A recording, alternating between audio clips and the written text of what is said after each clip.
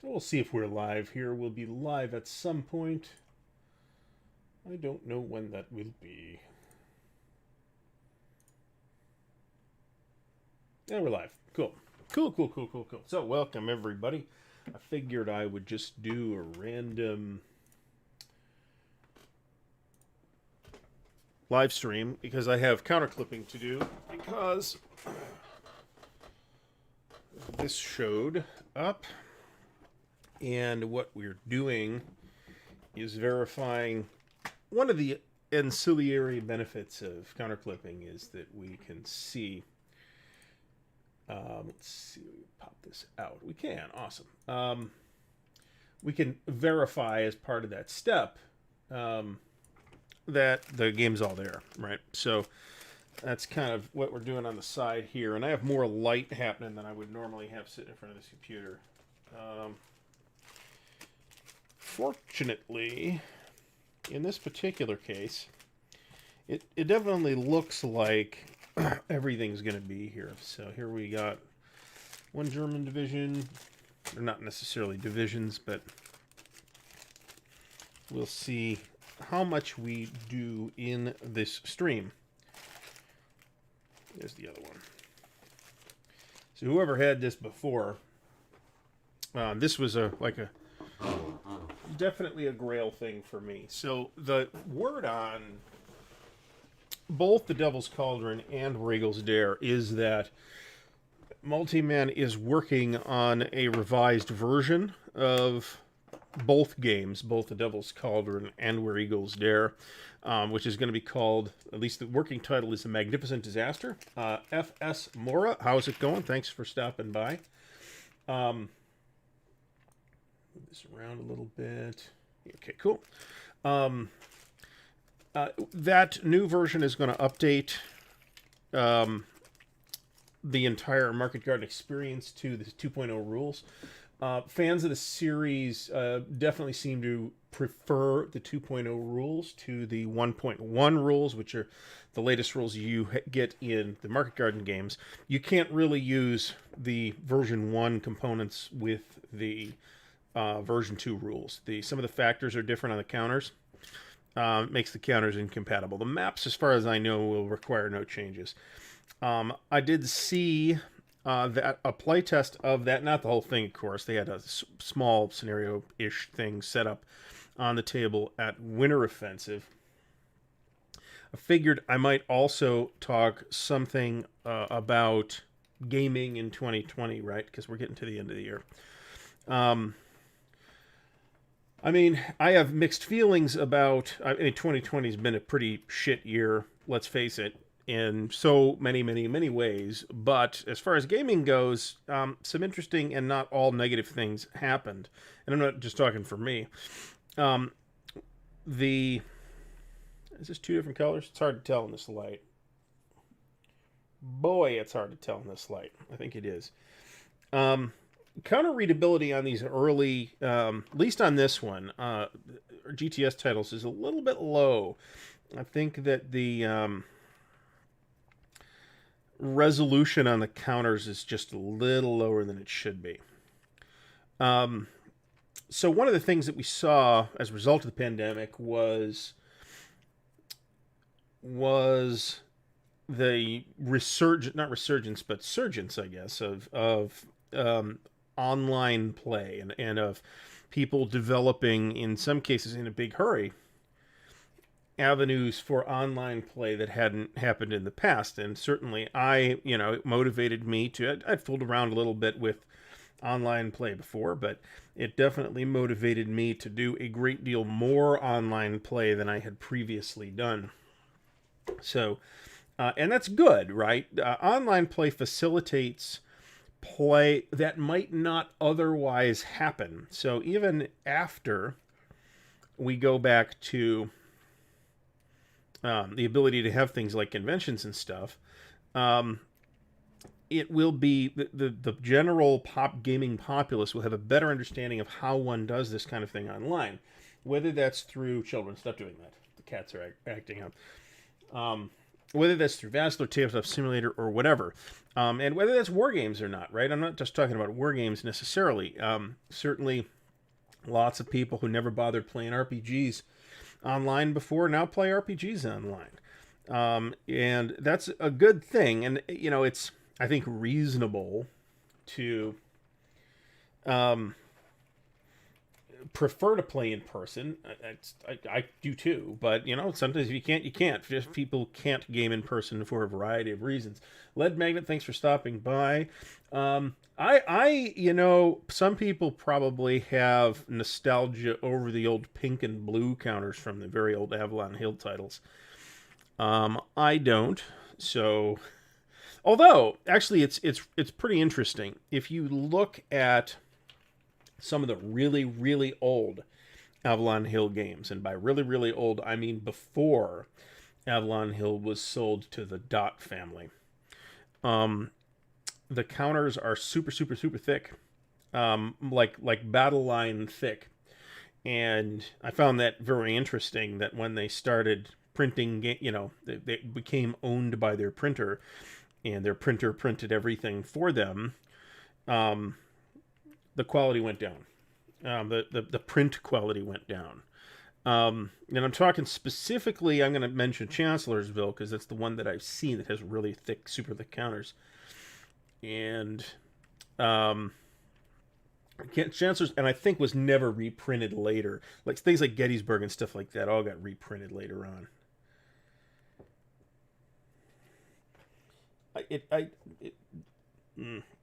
Lighting situation in this exact spot is not that great, so maybe I'm misreading this, but it sure looks like there's like 3 different colors of orange on these counters. So I've completed the check on the Allied formations for this thing, and everything's here. So we're going to hope that that continues to be the case for the German formations. I have every expectation that it will turn out to be the case at this point. So, Kent, thanks for stopping by. I just thought I would hop online for a little while. We're doing some counter clipping and organizing. In this case, of the Devil's Cauldron. I want to get the Market Garden thing organized. And actually, another thing that's floating around that I need to work on organizing is it never snows for a far, far lighter and faster Market Garden experience. I actually want to look at the scenarios for it never snows. So one of the issues that I have with the GTS series, Charles, thanks for stopping by, first of all. Which Anzio is it? I have a Anzio 3rd edition, and the counters are fairly shabby. But my understanding is that the 4th edition is the one that you want if you're going to play the thing. Jeffrey, thanks for stopping by. Yes, I did in fact acquire Case Blue. And Chet, Gary.n.mangle, I think, on Instagram, I think. I don't have the ability to look that up right this second. What I should do is put a link to Instagram in the video descriptions, like all of my other social media. And I just have not gotten around to that. Just like I haven't updated the live stream video descriptions yet to reflect the fact that there's a Avalon Hill. I'm now comparing myself to Avalon Hill, which is probably not that inappropriate considering that they're also fat, bloated, and out of business. There's an Ardwulf's Lair merch store now where you can get t-shirts and stuff. So, but there is no link to that in the live stream description. There will be in the regular video descriptions. Whoever organized this before put some of the markers in based on counter color. Put some of the markers in with the units, and it's not really a problem, except that if I were doing the markers first, I would be coming up short on markers, and I would be like, oh, there's all kind of stuff missing here, what the hell? And I'm happy to report that that is not the case so far. I'm doing this in counter trays so far. Well, so this is, you know, it's working out just it's good. Everything's good so far. So many of the games are still in storage. But you know, I'd like to get a lot of that stuff out of there at some reasonably soon opportunity. Unfortunately, some things that I need, and this is actually why I haven't worked on another sale video yet, because one of the things that's going to go up in the next sale video is a copy of Blitzkrieg Legend, OCS Blitzkrieg Legend. And it's missing the informational markers. Now, you know, I don't know that that's a big deal. I don't consider it a big deal because I have a whole tray of OCS informational markers. But it might affect its value, and I'd rather it not. So, but I'm like, okay, I got extra sheets of OCS markers. That's no problem. Of multiple versions, too. But unfortunately, I know exactly where they are, and they're in the very back of the storage unit, because the first thing I put away was OCS, because we were playing Hungarian Rhapsody at the time, and we weren't playing with my copy, so I didn't. I got electronic copies of all the rules and stuff, so I'm actually doing this as a break from Case Blue. That's my welcome to my life, right? I'm clipping and sorting and verifying the Devil's Cauldron as a break from Case Blue. Behind me, you can't see it, but there's, and I don't want to try and pick these things up one-handed either. There's about 20 or 25 counter trays sitting down here, which is all still full of the Case Blue and Guderian's Blitzkrieg 2 counters. I've been pretty lucky with the PayPal scammers. I've always caught it.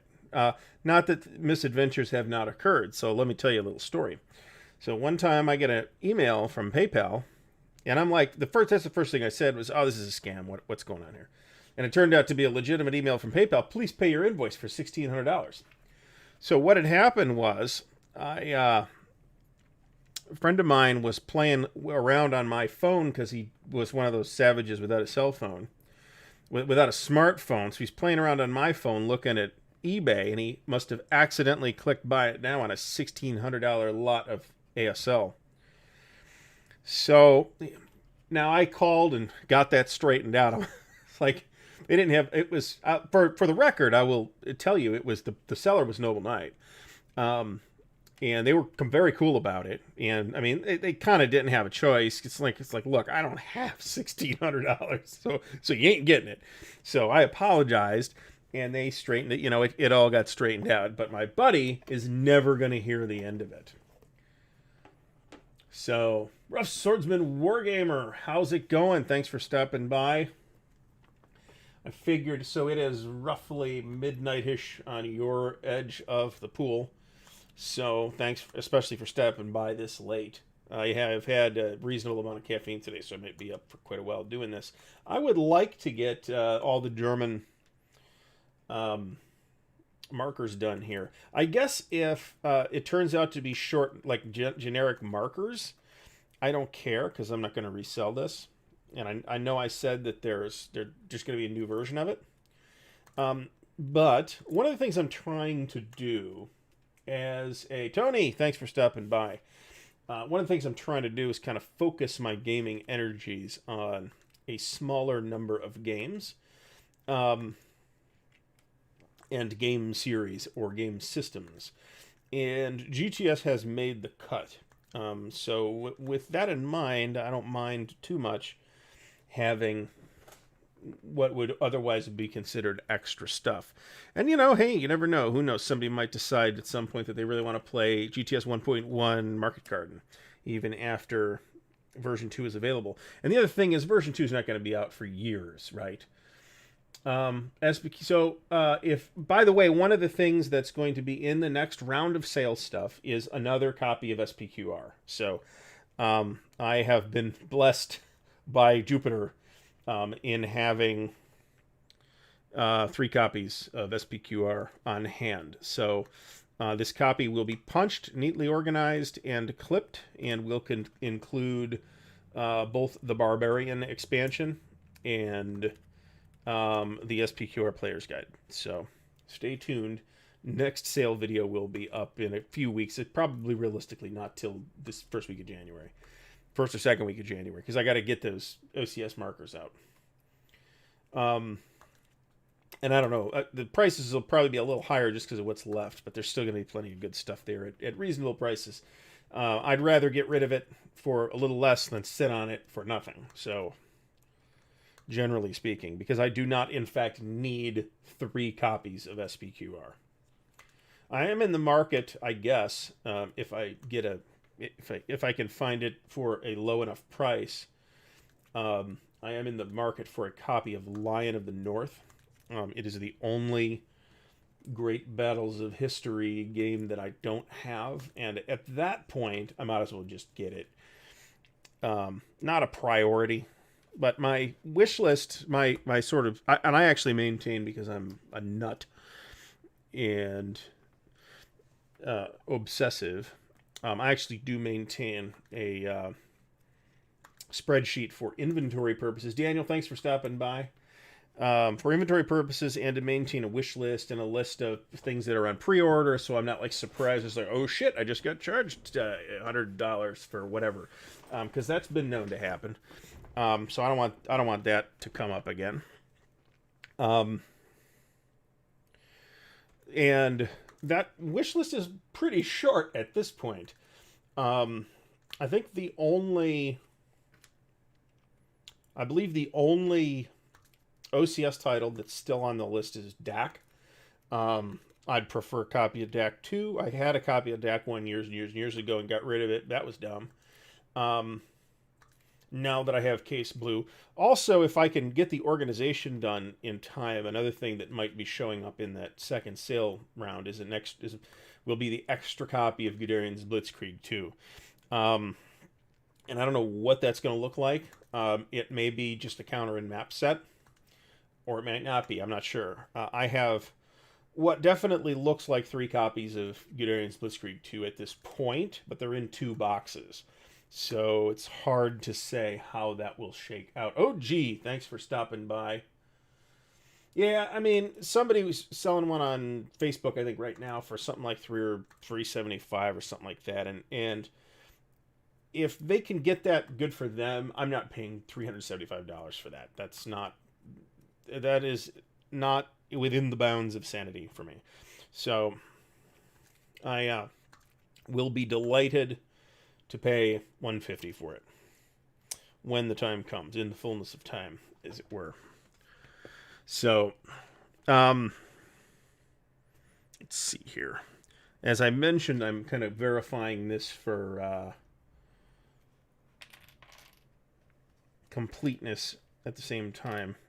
And like I also said, I'm pretty confident in it at this exact moment, but at the same time, because I was not the original owner, I feel it obliged to do that.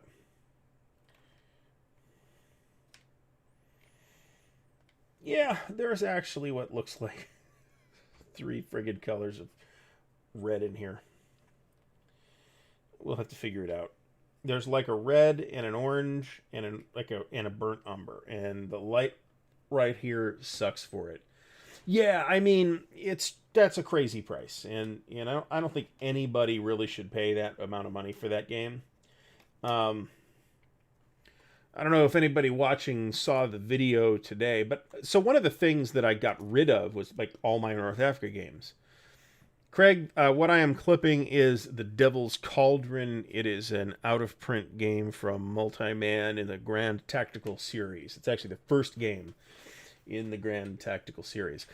Anyway, in the video that went live today, I mentioned that I got rid of all my North Africa games.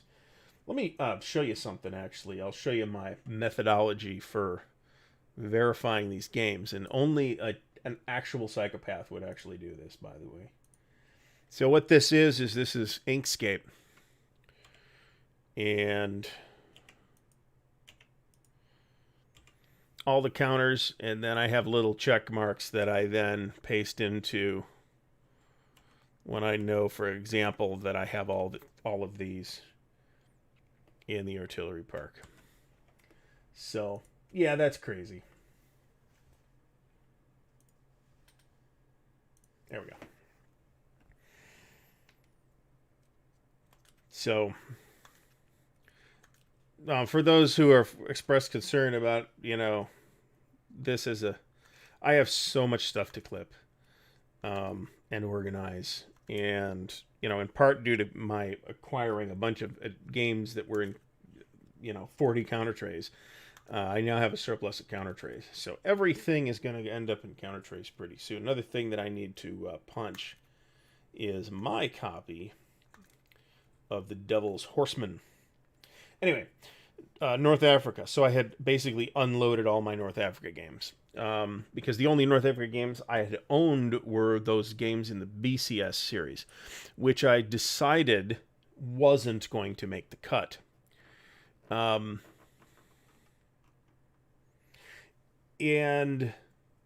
I have a couple of reasons for that. One is, I think, just the very unsatisfying way in which air and artillery are handled in that system, which I felt did not lend itself particularly to the North African campaign. Let's see here. 5.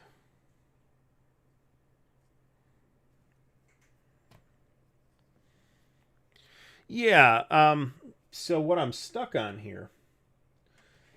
However, one of the other things that happened is that a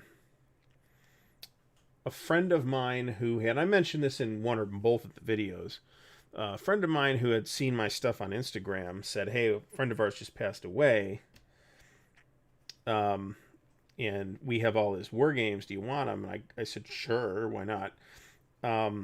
And those passed into my hands just a couple days ago, and one of those things turned out to be the Europa War in the Desert,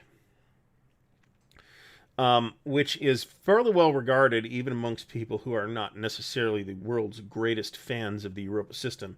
And I am definitely on the record as being not one of the world's greatest fans of the Europa system. But nevertheless, as I talking via text message to one of our local guys who is a big Europa fan, I'm warming up to the idea of doing Europa again at some point. That isn't necessarily a statement that it will happen now, or really that soon, but of the things that you could theoretically do in Europa, I think the desert is actually one of the more interesting ideas you could have. I know that the popular choice amongst Europa fans is always going to be the East Front, and I understand why. It really is, playing Europa at that scale is really an experience that you don't get anywhere else. So I do kind of understand why people do it, but nevertheless, it's an awful lot of trouble. And that was kind of what soured me on it before, was it's just so much trouble for what you're getting out of it. For the simulation value, I think it's way more complicated. So the idea here is not just to punch and clip, but to verify that it's all here. So, and I, of course, picked a bad one, I guess, to do this on stream because I'm having some problems with the colors. If you look at, I'll pull this up again. So this is is this Frundsberg? I think so. Maybe. So this is one of the German formations are in this counter color, okay? And the sub formations are delineated by, are indicated by the colored stripes. Well, okay, this green, that's nice and clean, no problem. This purple, that's fairly clean, but it's a little bit close to this kind of brownish red, which is also kind of close to this orange, which is kind of close to this lighter orange, and there's a yellow. So I'm like grinding my teeth doing this at this point. I'm talking about Europa. I don't have the Second World War Barbarossa, and I have no plans to get it. I do have the Second World War Singapore, which I felt would give me a more balanced information on the system because it's got a lot of naval stuff in it, and not a lot of naval going on the East Front for obvious reasons. So, and they're mixed up. They're not in order either. That's very, very irritating. Now, there are definitely people who have a preference for the Second World War. Now, for those who don't know, the Second World War is a series from John Bannerman, who I think was involved with Europa at one point. He has a company called Diffraction Entertainment, also called the Knowledge Company. There's some kind of relationship there. I don't know who is the subsidiary of what, but they do a game. They do a couple of non-Europe war games too, but they have a big project called the Second World War. And I remember talking to them years and years ago at Origins when nothing was out yet. And it took several years for anything to come out. But in the last few years, they've really been cranking. And they laid a lot of the infrastructure work, the order battle research and stuff like that. They laid all that out. It took a long time to get it done. But now we're starting to see a terrifyingly complete simulation of the entire Second World War in both Europe and the Pacific at basically the Europa scale. The scale is basically the same, but the rules are noticeably refined. And by refined, I don't necessarily mean simplified. But like the stacking rules, the ridiculously Baroque Europa stacking rules are simplified in the Second World War. I think it's streamlined, and the armor rules are streamlined. And there's some things, there's some specific things that I looked at because they were things that I hated about Europa, are handled differently in the Second World War. Yeah, they're super expensive, and I completely understand anybody that comes in and says they're just too expensive. But it's like it is an experience that you are not going to get elsewhere. I mean, you can get a huge sweeping game of OCS going, but it's not going to cover the entire East Front. Although there's a project to make that happen, but we'll see to what extent that develops. It's gonna be my continued belief that OCS is not going to work at the level of doing the whole East Front. There's just going to be too much idle space, too many inactive portions of that front for that to be fun. And we got okay, good. You're not all staring at my spreadsheet here. It's not a spreadsheet. So yeah, it's expensive, but it's also. I suspect that for the people who are into it, it is the hobby, in the sense that they're not really playing other stuff, and that's a completely understandable thing. I think. I mean, that's also true of a lot of people that do ASL.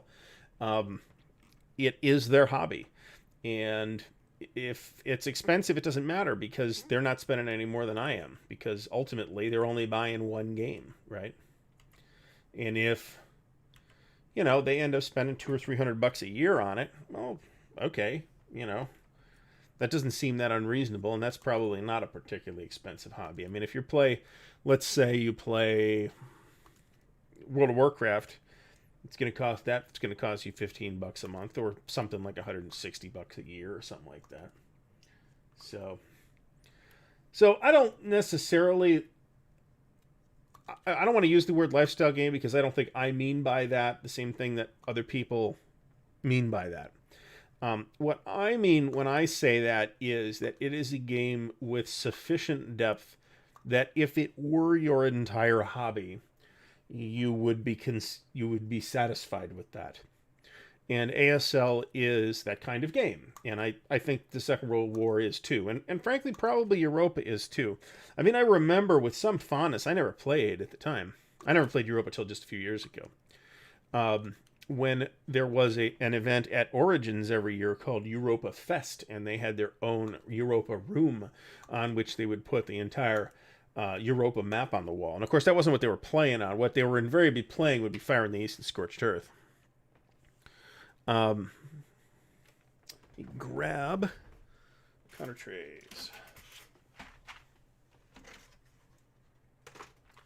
And they would invariably get a very depressing amount of stuff done each year before the convention ended. So one of the things that's happened in the last several years with wargaming is I mean, I could do a whole video on this. I think wargaming is as healthy now as it's been at any point in the last 25 or 30 years. But a lot of the wargaming play has migrated away from the big multi-format conventions like your Gen Cons and your Origins to dedicated spaces. Things like Consim World and WBC and Winterfest and the War Room at Buckeye Game Fest at least has its own war room. Because that group started as a wargame group, basically. So let me see here. I got 1, 2, 3. I got a better idea. I'm going to count the formation activation markers. So when we have that argument that we have every year about there's no wargaming at Origins, there is wargaming at Origins. It's not what it used to be, where it's a convention with a preponderance of wargamers, but there's still a fair amount of wargaming happening every year, and I want that to continue to happen because that is where non-wargamers are going to see wargaming happening. Non-wargamers are not going to just show up one year at Consim World Expo. That's not going to occur.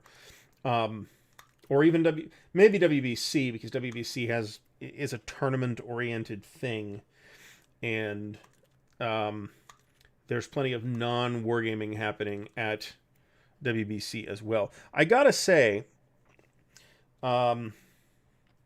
that the counter registration on this copy of Devil's Cauldron, at least this copy, is really not very good. Not at all. Not delighted with it.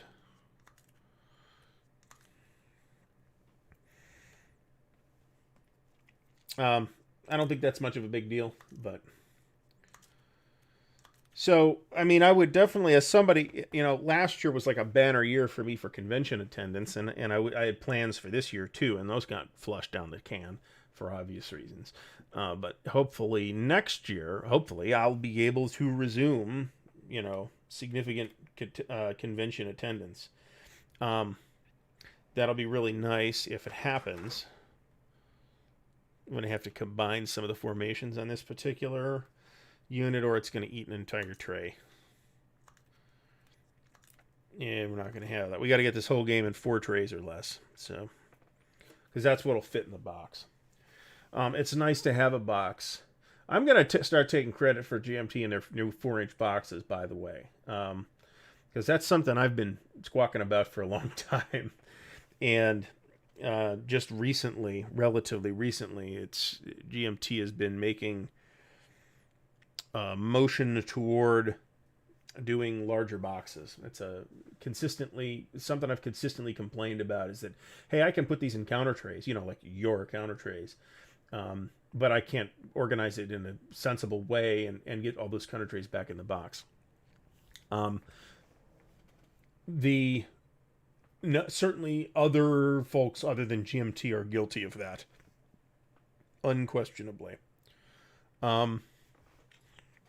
But my library, well, hell, I'll show you.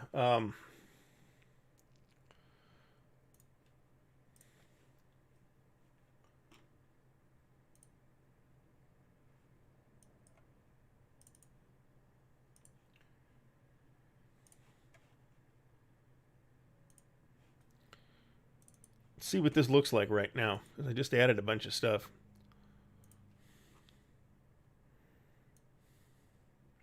Yeah, see, GMT represents 32% of my inventory. My library, I don't like to call it a collection, although I do that sometimes just because it's sloppy, but I like to call it a library. Um, Avalon Hill's gone up lately. SPI's gone up lately. One of the things that we did on the way back from Denver was actually we stopped at Noble Knight in Madison, Wisconsin on the way back, and um, I managed to be a very good boy, and I spent about $40. But mostly what I bought was stuff out of their like clearance room, and that was a old Mountain Dew can. And I picked up the Italian campaign issues from Decision Games and S&T. I had one of them. I had the Sicily one, and it's not particularly well regarded, but it's one of the most complete. If you have all four, it's one of the most complete treatments of the topic. Jeffrey, so you can't just browse their warehouse. They have like a retail front end, and then they tell you, look, if you find anything on the webpage, just tell us what it is. We'll look it up and we'll go get it for you. But it's not quite the Disneyland that you expect. But that said, it is a warehouse that contains an enormous quantity of stuff. I could have honestly spent several more hours there just going through the dollar a piece room. I got all these magazines. If anybody remembers this, Zone of Control magazine. This was John Kisner's magazine. They had pretty much every issue of Zone of Control magazine, and I think these were 50 cents a piece, something like that. Pretty sure. They had some stuff in that remainder room that maybe shouldn't have been, and they had a huge quantity of Fire and Movements and Moves magazines as well. If anybody needed a copy of Tito, you could get that for 50 cents. Where was that? This was in there for 50 cents for those who are interested in Traveler. That is actually the easiest of the original Alien modules to get. I'm not sure why, but it is. And I'm pretty sure that's a second copy for me, but I'm cool with that. I'm very okay with that. But it was. I mean, they're very cool people. Every piece of interaction I've ever had with Noble Knight has been super positive. They have a high markup, but not for everything necessarily. I mean, I didn't pay more than $15 a piece for any of these S&Ts, for example. So it depends. I mean, I wouldn't rule them out just because you think they have high prices. They do, but not necessarily on everything. And they do run sales too when stuff gets cheaper. So, another thing that I was thinking about, since I managed to have those 2 Europa games fall into my lap suddenly, was looking up a copy of Balkan Front. If you have Wavell's War, which is one of the last things that was published, it will let you link War in the Desert and Balkan Front. Balkan Front covers quite a bit. All the Balkan stuff, really. I wonder if this has changed notably. I can tell you I've forgotten to add, now that I'm thinking about this pie chart, I can tell you that I forgot to add some stuff to this inventory. So yeah, for those who think I have an enormous library, this is not count expansions though. So, and that can, in some cases, like for ASL where everything's an expansion, this can be deceptive. 277 items. That's a lot. That's board games. Well, actually, it's shit. It's not board games. It's war games. Board games are not in that list. So let's put some counters away before they get knocked all over the place some more. Let's see here.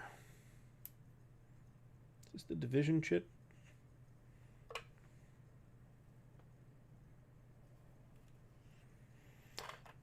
So, back to GTS. There's some significant differences between GTS 1 rules. 1.1 is the latest edition, but the latest version 1 and the version 2 rules. One of the differences is that the way that independent units are activated. I believe. And that can be significant enough that it's causing issues. I for the life of me, I cannot tell the difference between these two colors.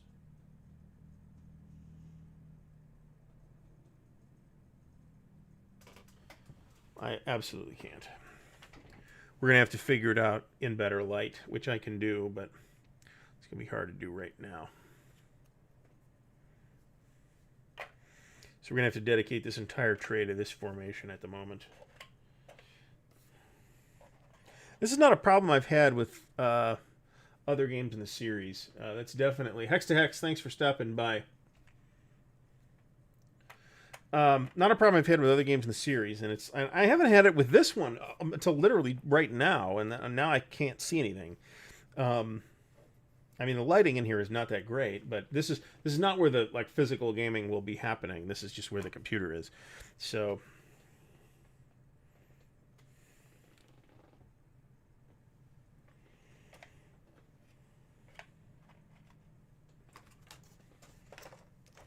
all right. So I guess we're good on that for now. We're gonna have to move that to a different tray as well. But I'm gonna need one of the things I should probably get is another arm lamp for this desk. So,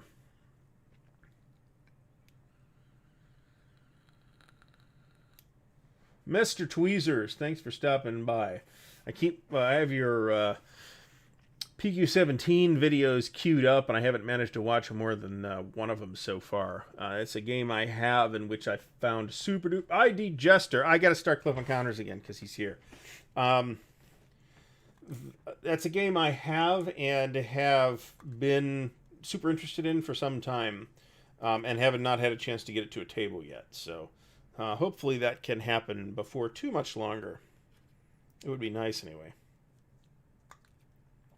One of the things that I'm going to show you these pieces again. I keep flipping back to this.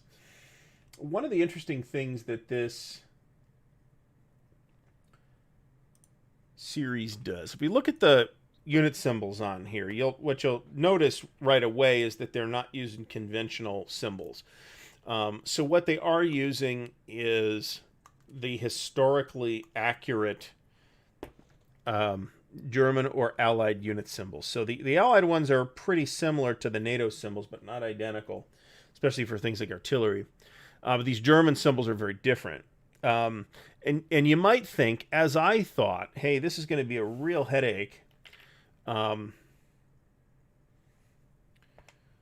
Figuring out what the hell these things are. And it turns out it's not a big deal, because all the information that you really need, the unit symbol itself, the exact type of unit, is unimportant. What is important are the unit's capabilities, and those are all summed up on the factors and symbols, other symbols on the counter. So we have the combat factors up here, we have the efficiency or whatever it's called, and then the movement rate down here. We have, this is whether it's a hard or soft target, and a defensive modifier, and then what formation it belongs to. That's really all you need to know.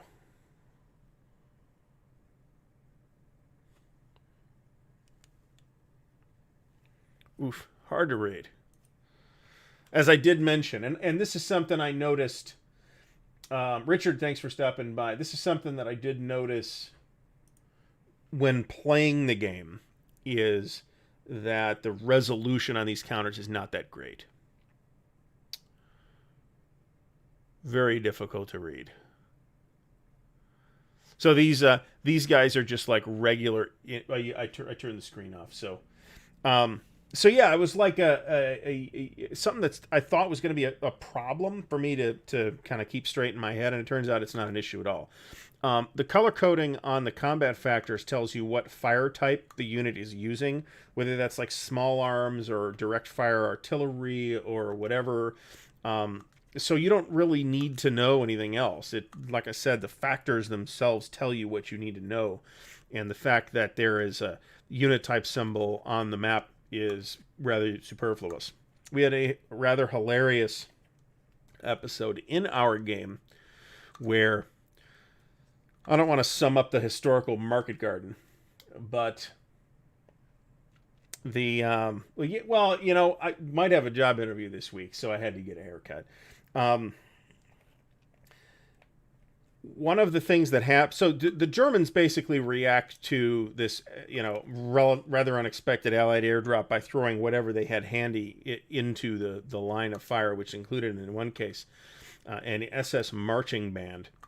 Um, the Devil's Cauldron is the only Market Garden game that I'm aware of that has a counter for that marching band. And hilariously, in our game of the Devil's Cauldron, well, we played the whole thing, but this happened on the Devil's Cauldron sector. That marching band actually like annihilated a company of elite British First Airborne troops. So we thought that was pretty funny. So this is my 2.5 millimeter counter clipper. The counters for the GTS games are 5/8 inch counters. So for 5/8 inch counters, I prefer 2.5. As a side benefit, this is the counter clipper that doesn't squeak. The 2 millimeter clipper squeaks, and I have to clean it. And that's all that means, is that I have to clean it. So yesterday I was on ID Jester's. I think that was yesterday. He had a live show with Rough Swordsman and Tony. It was a great time, and we all argued with him that civilized gentlemen clip their corners, and they enjoy it, and they don't complain about it constantly, and they do it with a smile. So, and they all have powerful and muscular forearms from all the counter clipping. Was it Saturday? Okay. So, I didn't. I kind of needed to do a live stream because I haven't done as much stuff as I wanted to, just because of there's a lot going on right now. I've got, you know, various job things or trying to materialize, and we've got the holidays, and that's taken up a certain amount of oxygen. And I am going to get another counter tray, actually, because this one, the lid's not quite snapping on as tight as I would like.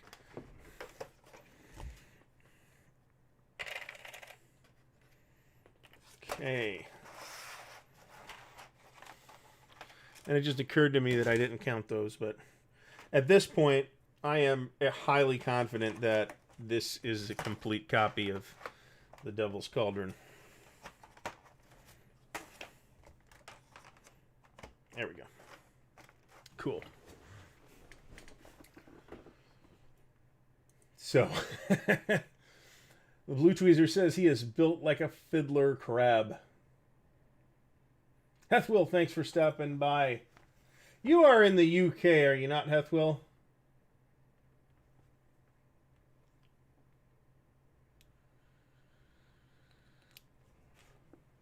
So I assume so. A civilized country where they have tea and stuff. So, Portugal. Okay, well, you're a British ally. That's close enough. Historically, anyway.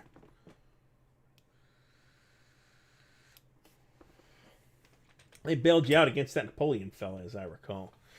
One of the other series, speaking of Napoleon, one of the other series that I'm committed to at this point is the Library of Napoleonic Battle series from OSG and Kevin Zucker. There's a new game in that series coming out sometime in Q1, I think, is the plan, and that's going to be another Spanish campaign. I think there's going to be 4 volumes of Peninsular War battles in that series when all is said and done, and I believe this will be the 3rd of those, or the 2nd. I forget. I want to say it's going to be the 2nd. I think so. But the it's a good series, a solid series. It's basically the old Napoleon's Last Battles series mechanics with a little bit of extra chrome on it, and I think it's good chrome, and it's not too overbearing.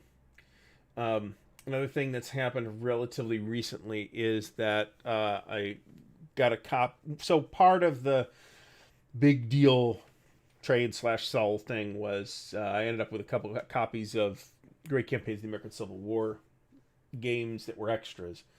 And I figured I might as well just keep the old Avalon Hill ones. So at this point, I now have one of every boxed game that they did. And I just found out last night that the copy of Here Come the Rebels, the original Here Come the Rebels, had a second copy of the counters and the play aids from Here Come the Rebels, and a copy of the play aids from Stonewall Jackson's Way. So I got a lot of extra pieces. So, yeah, so I got a copy of Air Force coming now too. So it actually looks neat.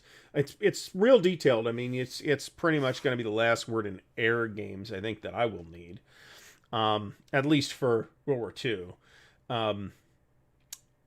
Compass has something coming from Gregory Smith called Western Front Ace, which is going to be that solitaire air system like Night Fighter Ace and Interceptor Ace, except World War One Western Front stuff, and that should be fun and interesting.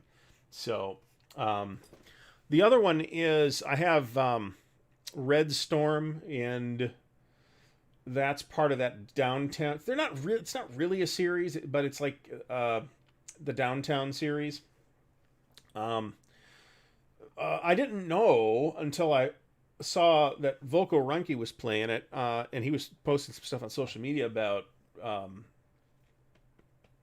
what's it called now? The Battle of Britain one. There's a Battle of Britain one, and it's part of that sequence as well. It's pretty neat.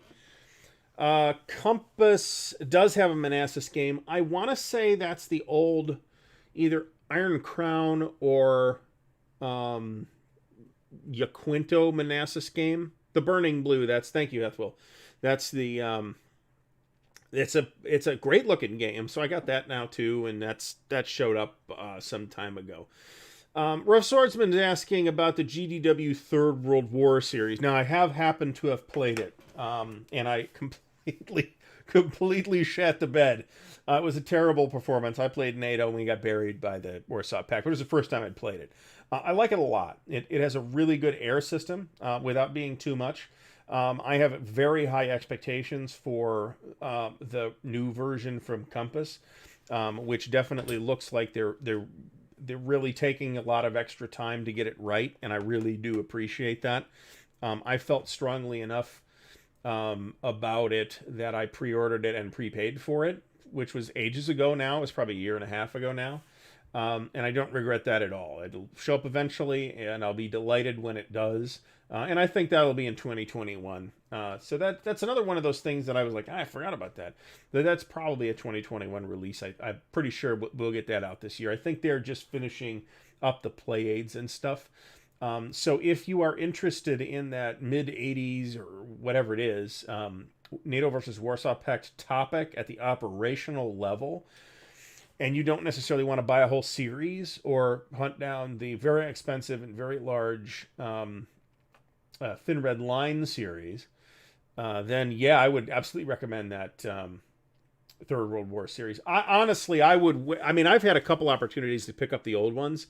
I would wait at this point and get the new one from Compass. It's going to have greatly improved graphics. One of the things that GDW was, I love GDW, but one of the things they were bad at was informational markers.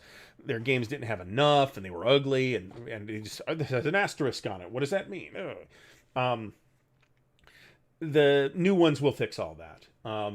And the GDW, the Compass version will basically be all 4 games in one box, plus another map to sort of fill in that gap of the Poland area that was not on the original maps.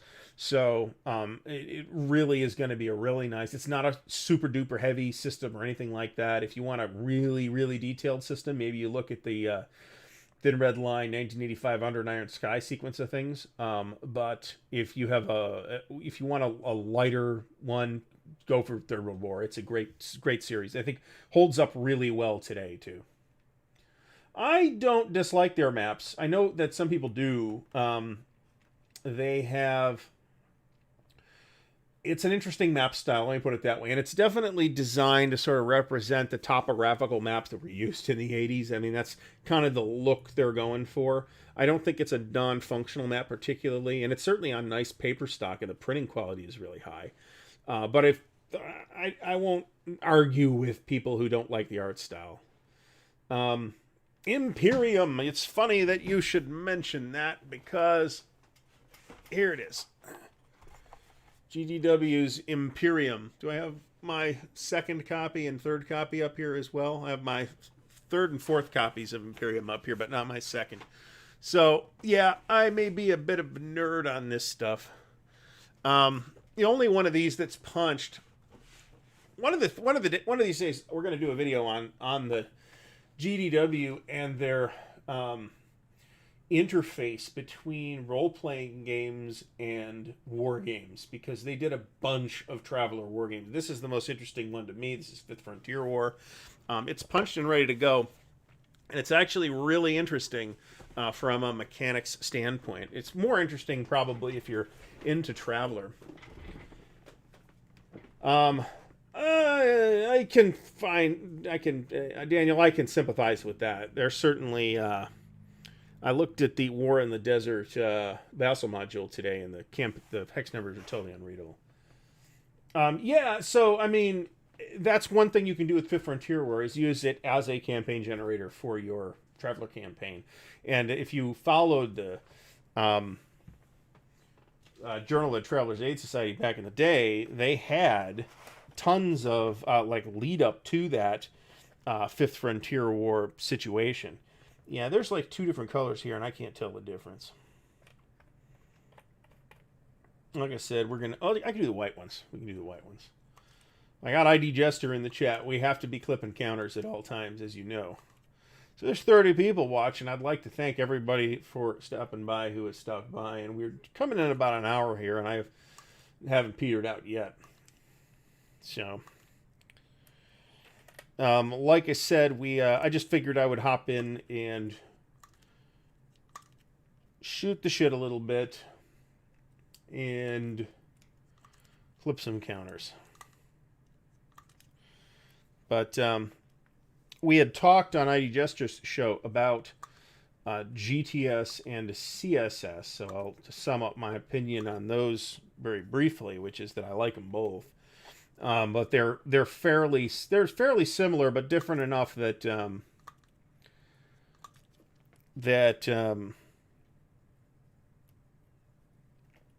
you could get confused. One of the things that I made a point to not do was to not look at either GTS 2.0 or CSS while I was prepping for our Market Garden game, because I felt like I was going to get them mixed up if that was going to happen. Now, once we actually started playing and we did a warm-up game locally, that really wasn't much of an issue.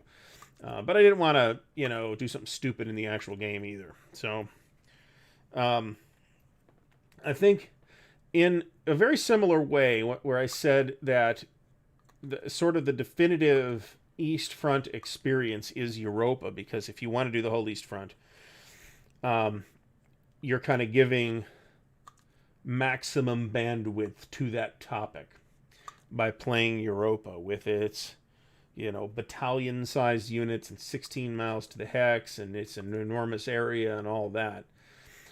For the same reasons, although there's virtually no similarities between the two game systems at all, the ultimate treatment of the topic of Operation Market Garden is, in fact, the Devil's Cauldron and Where Eagles Dare.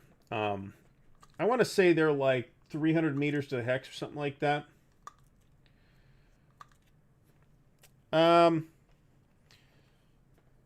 Something like that. Company scale units. The entire map is ludicrously large.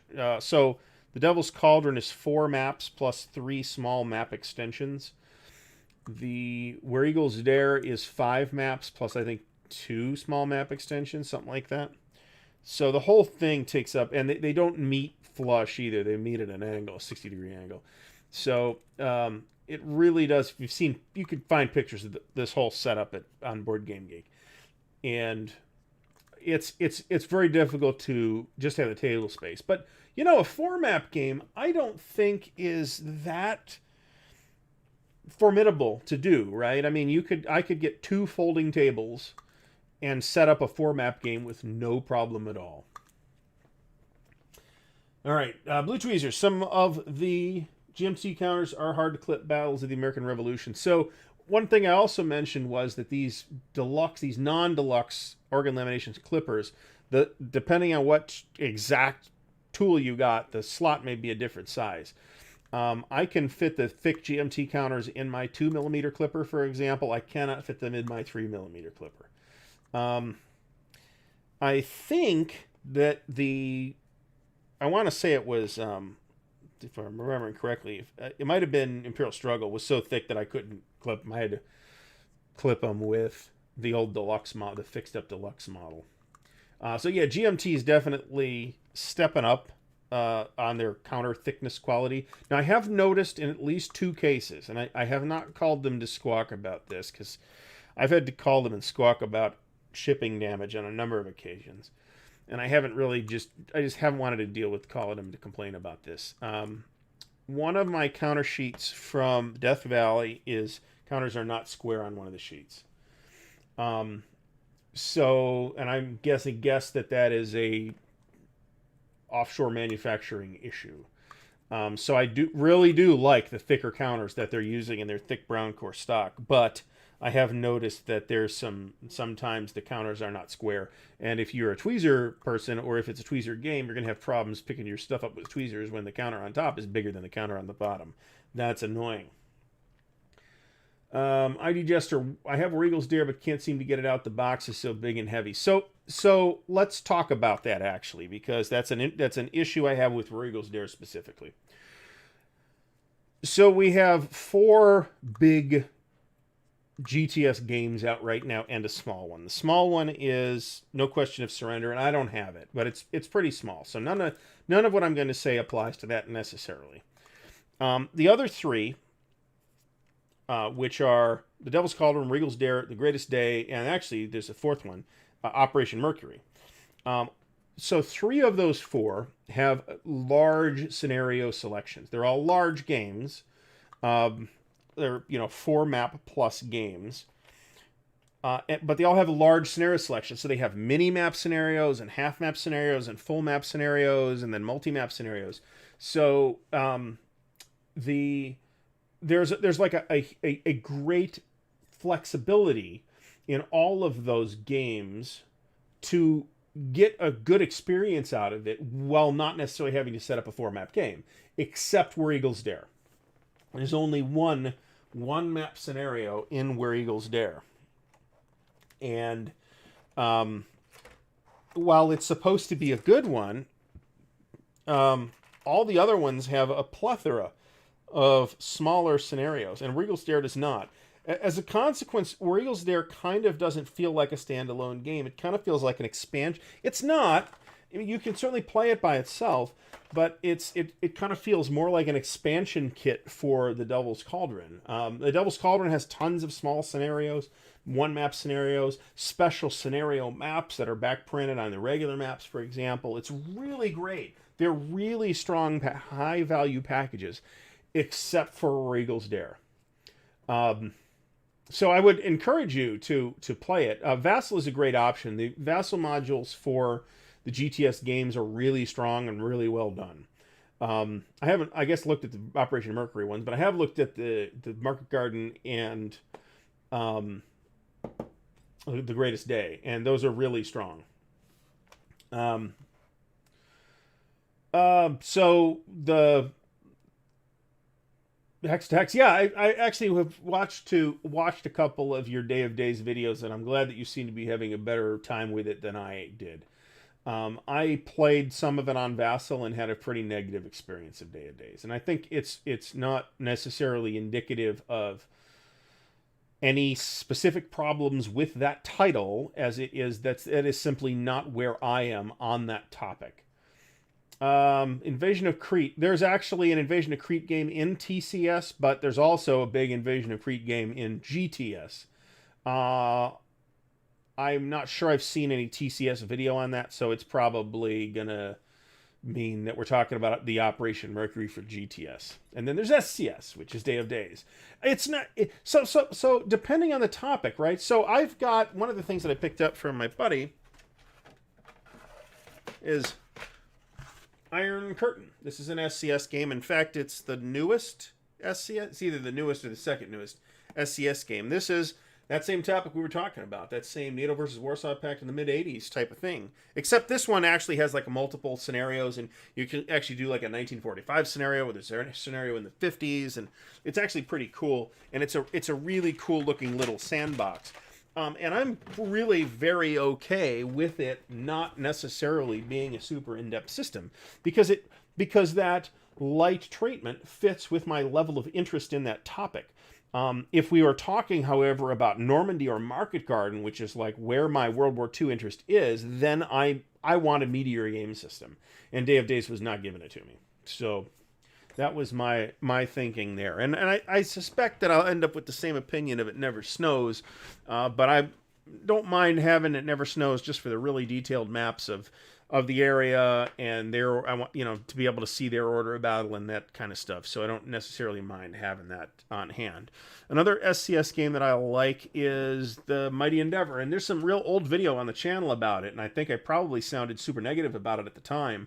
Over the years, I have softened on that a lot. I actually think that's quite a nice game at this point. There are the things I didn't like about it at the time are true in that it provides you with some fairly ahistorical options, but that's also a selling point in that it provides you with some ahistorical options. You can say, hey, we're going to do our sort of diversionary attack up here in Normandy and do our main thrust off the Med, for example. It lets you do that. Or we're going to land in Brittany or at the Pas de Calais or someplace like that. You could do that and without necessarily tons and tons of mechanical overhead. Now, I will say, and there's a reason why in the second edition they added an entire new game in that you can basically play it like Battle for Germany, where you're playing it as a two-sided game where you're playing the Western Allies and the Soviets facing and the Germans facing the Soviets, and then the other side plays the Germans facing the Western Allies and the Soviets. Yeah. Because it's not that much fun to play the Germans in that. But as a solitaire exercise, it's a lot of fun. SCS is designed to be a simple system, and as such, it's fine. There's nothing wrong with anything it's doing. But it was not, its appeal to me varies greatly on the subject, and therefore I haven't really picked up that many. Steel Stone says, I find the movement and combat mechanics of the campaign for North Africa to have the best realistic simulation on those two areas of war games. So whether this is a joke post comment or not, there are some people who, it is Calais, okay. So that is probably not a joke post because he's actually playing that. I have no doubt that that's true. I think that the analysis that most people have is that it's not worth the logistical overhead that you get with Campaign for North Africa. Now, I will point out that Decision's redoing it. I don't know if redoing is quite the right word. There is a big North Africa game in the pipeline that's basically going to be a complete redesign. So my interest in... So this is a great point. So there is an SCS North Africa game coming, which is basically going to be DAC except SCS instead of OCS. And I historically, have never really been much of somebody who was interested in North Africa, right? I've never played relatively few games on that topic. Jeffrey, it's from Decision.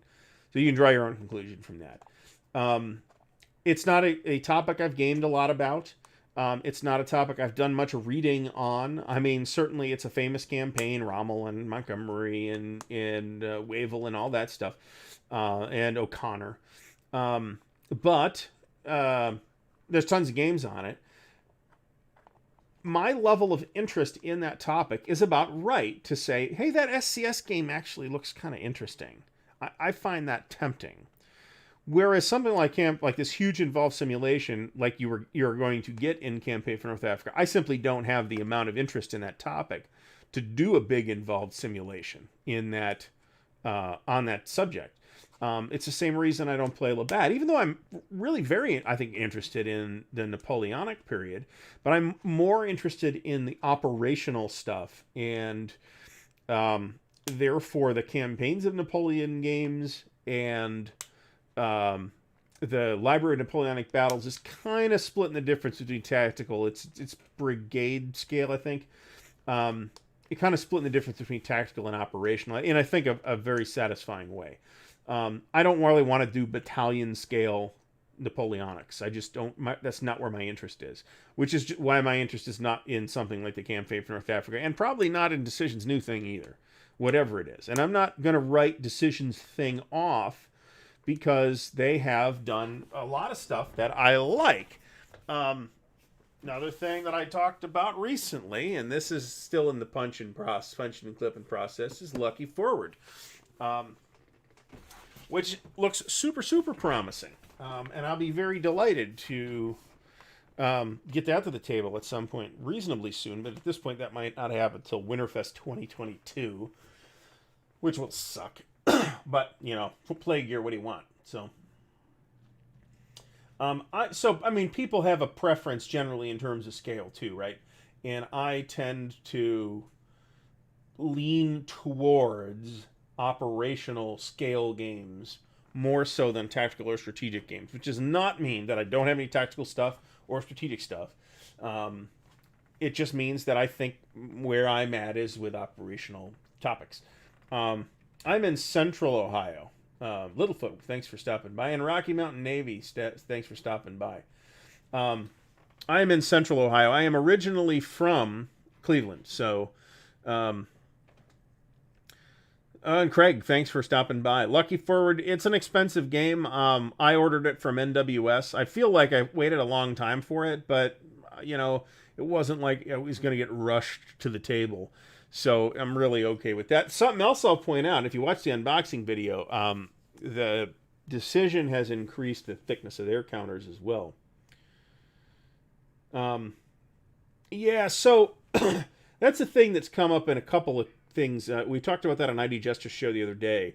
The folks in Europe specifically are taking it in the butt on pricing of American games in general. Now, some companies have managed to work something. Blue Tweezers, thanks for stopping by. I know it's God knows what o'clock over where you are at. So have a good one.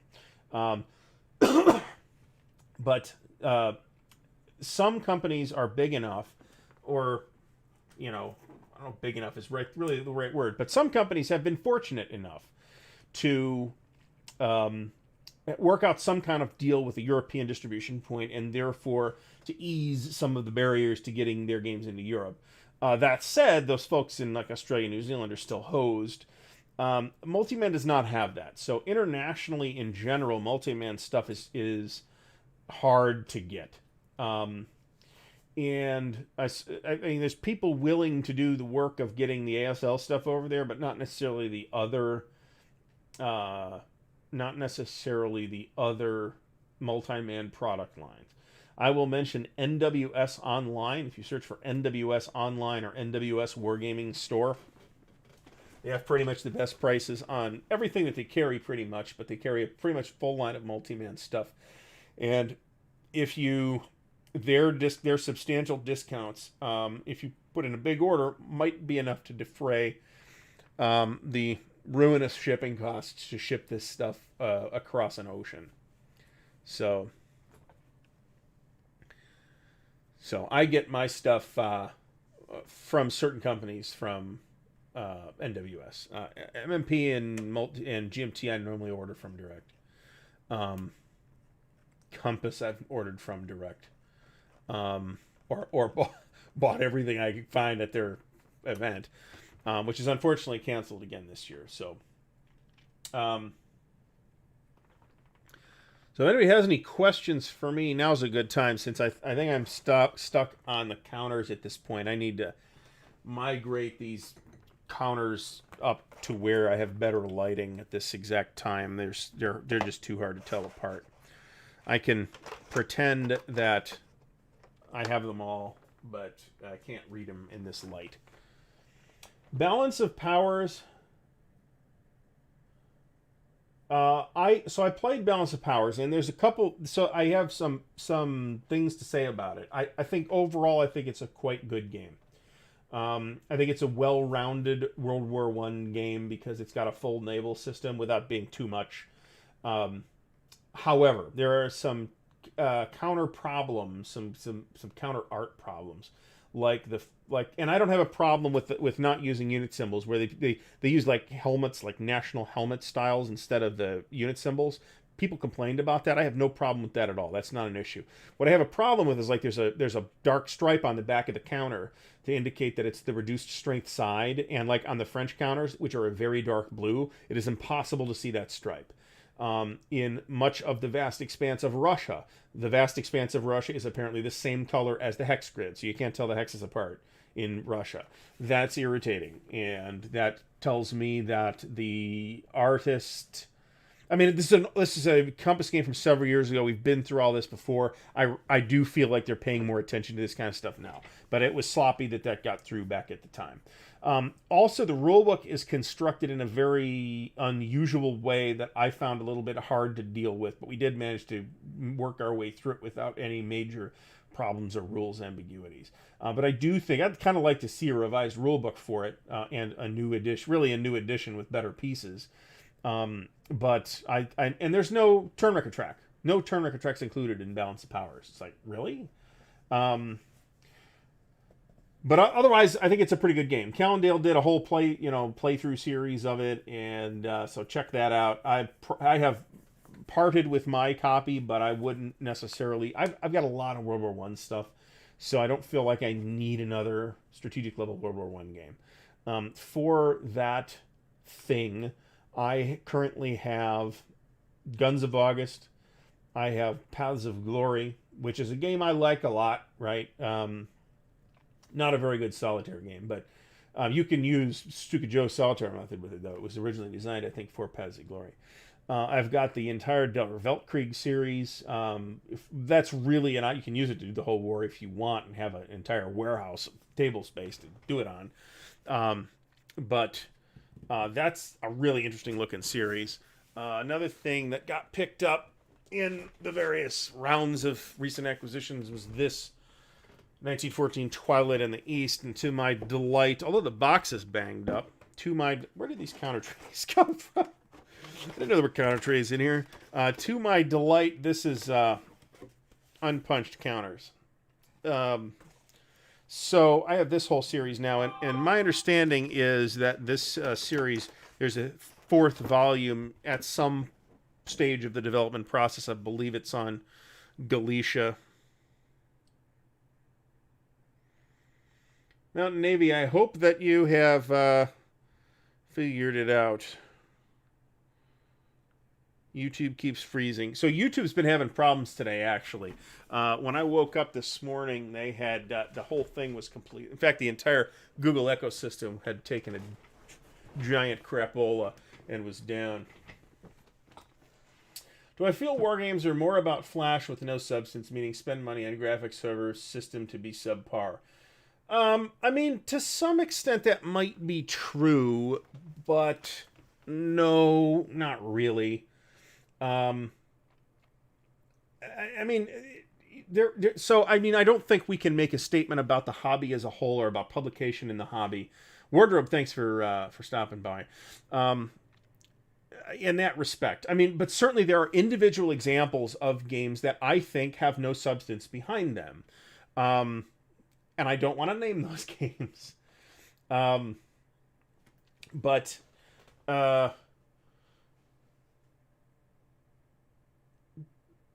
no, I'd rather not. I'd rather not come up with any specific games that I think are providing less interest and decision space and thoughtfulness than I think they should be for the price. But there, again, there are specific games that I think that's absolutely true of. But I think, frankly, that was you could make the same statement about, say, FGA's stuff at the time. It was considered nice looking stuff at the time with nice quality components, and the rules were, not even there in some cases. Buffalo Wings or Fighting Wings series. I have no information on that whatsoever. Liberty Roads from Hexasim. I have no specific information about that. I can tell you I don't really like the counters, just from a stylistic standpoint. But I have no interest in that. It is fairly well regarded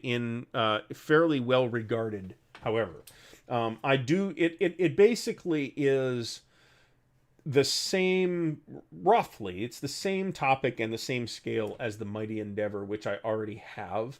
It might well be a better game than the Mighty Endeavor, but the Mighty Endeavor fills my needs for that topic at that scale.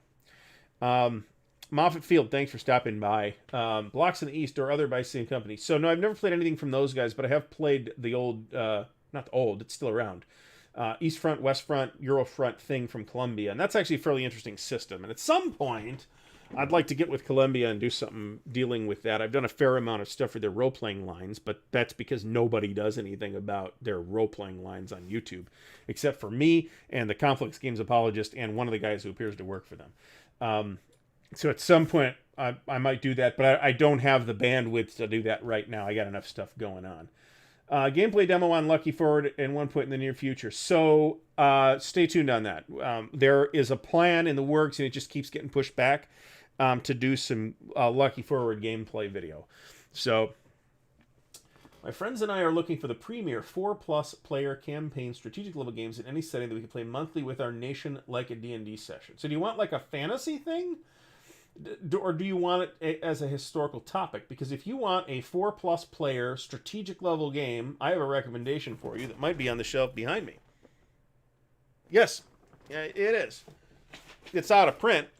Sorry about that, but it's not that hard to get, and it probably will get reprinted in a more deluxe edition at some point. This is GMT and designer Mark McLaughlin's The Napoleonic Wars.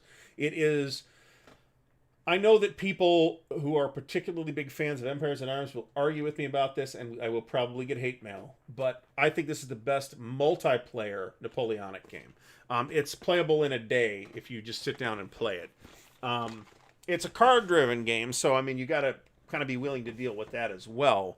And I do say that never having played Empires in Arms, and I know. I mean, maybe Empires in Arms is what you want.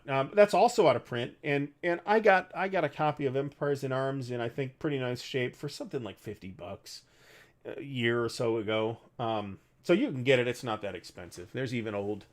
So that or Empires in Arms multiplayer. Multiplayer is the tricky part, really, because when we say, I see there's a difference between multiplayer games and games that you're playing with two sides or teams, right? In Napoleonic Wars, it's everybody against everybody, and it's a six player game. I think it's a 5 or 6 player game, as I recall. Another one, good ones are Here I Stand, and Here I Stand might actually be a better recommendation. That's a great game. Or its companion game Virgin Queen, and there is another game called Tanto Monta or something like that. That's another sort of thematic companion that is on P500 right now with that.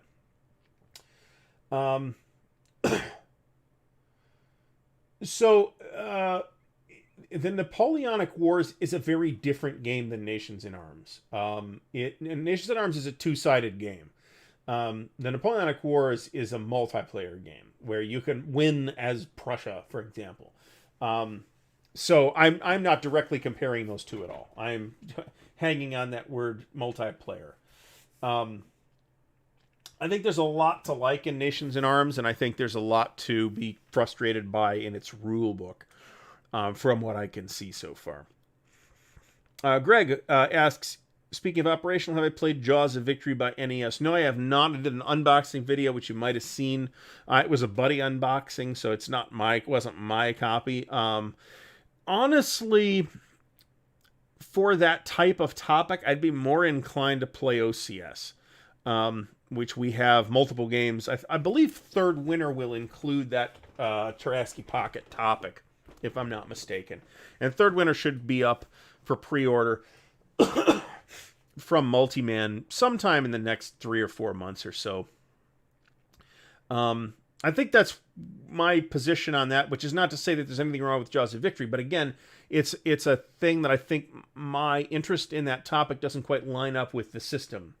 I do have, which is not down here, but it's up in the other area, Killing Ground and Overlord, which is basically that system as well. And that's on Normandy, where I am interested enough to play that detailed system. So we might be doing something with that at some point. There's also that's the old Victory in the West system. I have all of the SPI ones, so I could easily see doing something with that as well. It actually was one of the games on the short list. Patton's Third Army, which is one of the old S&T ones, was on the short list of things to do. I am also looking forward to Third Winter, having been through about 4 playtest games of it now. It is, I think, really, really good. And I'm really looking forward to it. And honestly, I'm annoyed because it's taking so long to just make its way through the glacial multi-man pipeline. That's not really anybody's fault. That's just the way it works. And, the game, there was something else in front of it. So it is where it is. I do believe that it will make its 500 or pre-order number, whatever that number turns out to be, a lot faster than Hungarian Rhapsody did. Because a lot more people here in the U.S. have been in on the playtest, and it's been talked about more, and it's been in playtest for eons. Let's see. I want to get caught up on the questions here. Victory in the West. So the basic... So the system originated with SPI, and the rudiments of it are found in the SPI monster game Operation Typhoon. The same system, basically, or an evolved version of that system, later appeared in 3 S&T games. Patton's Third... I'm not sure which order these appeared in. Patton's Third Army... what was the other one? There's the Sicily one, which was the last of the 3. It's one of the last games SPI did. Sicily, Race to Messina. Patton's Third Army, Race to Messina, and... I can't remember the name of the third one. Anyway, there were 3 of them. So they're all like one map, relatively small games. And I have all of those. Its big noteworthy thing is that not all units... Most units have a randomized unit strength that is drawn from a pool of chits. And then each of those chits has like a full strength side and a half strength side. So when the unit gets reduced, you don't flip the chit. Operation Grenade, thank you very much. You don't flip the unit's chit, you flip the strength chit instead. So you never really know what you're going to face, right? You might be facing a really good unit, or you might be facing a really bad unit. This has been an enduringly popular system that has been adapted and readapted by a variety of different systems. The MMP Variable Combat Series, for example, is basically the Victory in the West system. I think modified somewhat, but I believe the New England Simulations iteration of the system is modified as well. It's an interesting looking system. I got interested in it not really out of interest in the new versions, but because I had heard such good things about Sicily Race to Messina, which I do have. It's unpunched actually, but it's here with me. It's another one map game. It's a 1981 release. So it's one of the last half dozen or so games that SPI did, and it is a stunningly attractive game for its age too. The VCS, the Variable Combat Salerno game from Multiman, has been hanging around in their inventory for ages. And I don't know if it's any good or not, but I do know that it's got a really it's got like a broken map projection where it's one like map, might be on multiple sheets of paper, but that's true. Fall Blau from Compass is also based on that system. I believe that's true. But there's like different parts of the Italian peninsula are in different sections of the map. And you have like off-map boxes to move between them. And it's weird. And that may have affected it as well. I know there's a VCS Kharkov that was in development, which I think has now migrated to a different publisher, I think. I might be wrong about that. I should have, I was going to do all this talking, I should have gotten a beverage. But I have 35 people watching. I can't walk away from the computer now. But yeah, it's been an enduringly popular system and has been adapted by a bunch of different companies to handle a bunch of different topics. So I gotta believe there's something interesting going on there. Callendale has some reviews of, I think, through the three old games: Operation Grenade, Patton's Third Army, and um, Sicily Triumphant. Sicily Race to Messina. Sicily Triumphant Folly is the OCS game, which I just sold my extra copy of. So it's another good OCS game, by the way. That's a topic. The Invasion of Sicily is, I think, a really interesting topic, and I've got a number of games on it. To date, I rather like the OCS treatments of the topic, but I also really like what's it called? Invasion Sicily, the old Vance von Voorhees game from GMT. It was one of GMT's relatively early games in a Ziploc bag in their first 5 years or so. It's a game that has been completely forgotten about, and I think deserves more attention than it got. I'm going to go grab a beverage. I'll be right back.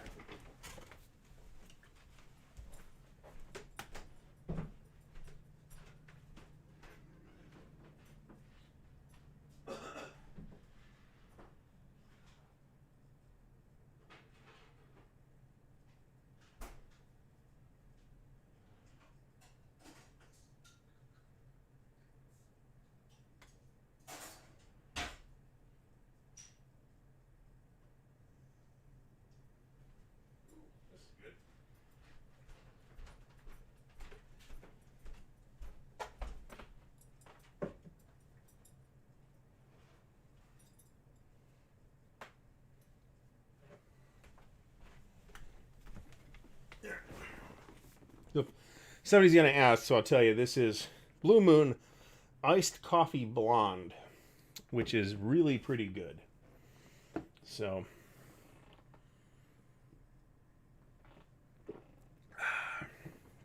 might keep me up all night. We'll see.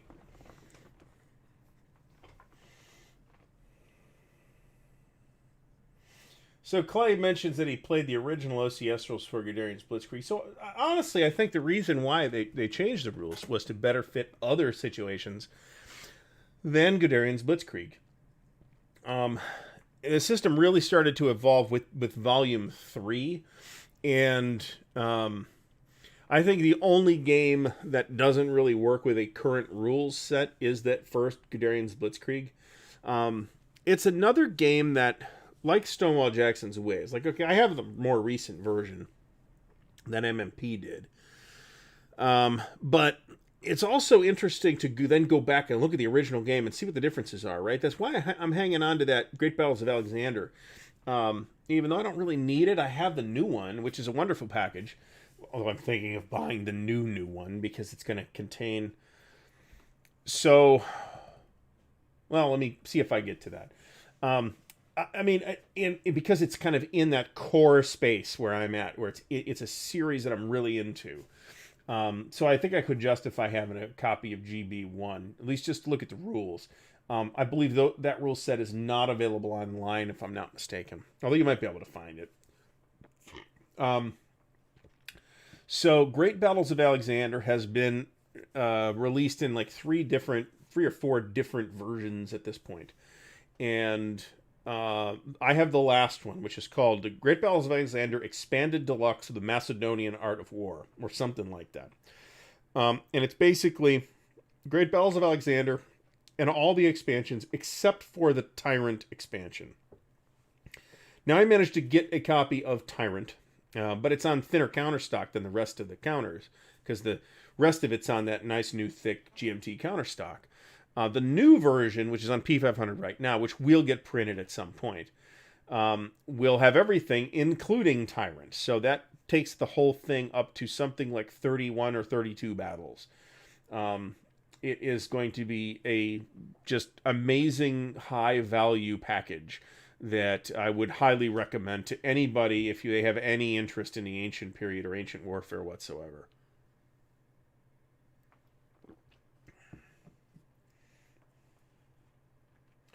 One of the things I can tell you, one of the things that the scale of action ratings is different in newer games. So one of the reasons why the old one doesn't work anymore is because you got units with like a lot of units with 5 action rating. Those are not that common in later games. Like in say, let's say Case Blue. There's a lot of German units with case with action rating 5, but it's not a majority. Their average German action rating is probably about a 4. Average Soviet action rating is probably about 2.5. The Soviets might have 2 or 3 units in the entire enormous game that have action rating 5. I think that's correct. And they are commandos of some kind, I think. I cannot tell you whether I have a preference to the old OCS or not, but I can tell you that it's different enough that that there's probably some people who do prefer the original version, and that's fine. But those of us who prefer the later version have an entire library of games to pick from, where those of you who are on the original version can really only play the first 2. One of the things... So, Guderian's Blitzkrieg was then redone many years later as Guderian's Blitzkrieg 2. And then there's a second printing of that, which is this one. The 2 boxes are very different. But it's basically the same game.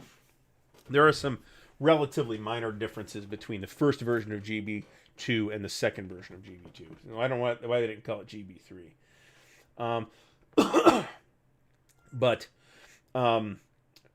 Then the second game in the OCS series was Enemy at the Gates, which is the drive on Stalingrad in 42. And that game was redone as part of Case Blue, which I believe was a mistake. I think the Case Blue package is so big that it's impossible to reprint it because it's so big. So I think it should have been 2 games. I think it should have been Enemy at the Gates 2 and Case Blue, and then Case Blue is the whole Caucasus thing, Drive on Grozny and Baku and all that. And then Enemy at the Gates 2 remains Stalingrad. And you can still put it all together at the end if you want. That's completely fine. And boy, that's a project. Having done it, that's a project. So, we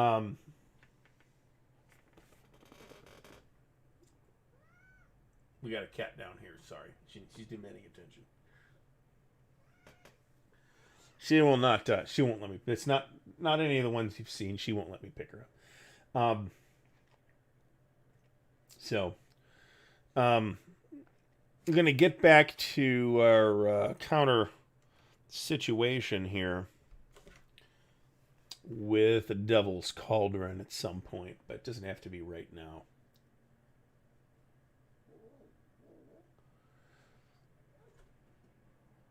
Cats are fighting. It's amusing.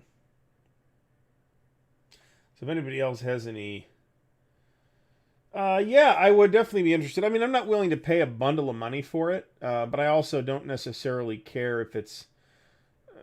I care that it's not wrecked, but its specifics of condition don't mean a whole lot to me. So if you need my email address, it is Ardwulf's Lair, all one word, @gmail.com. Email me and we can talk about it.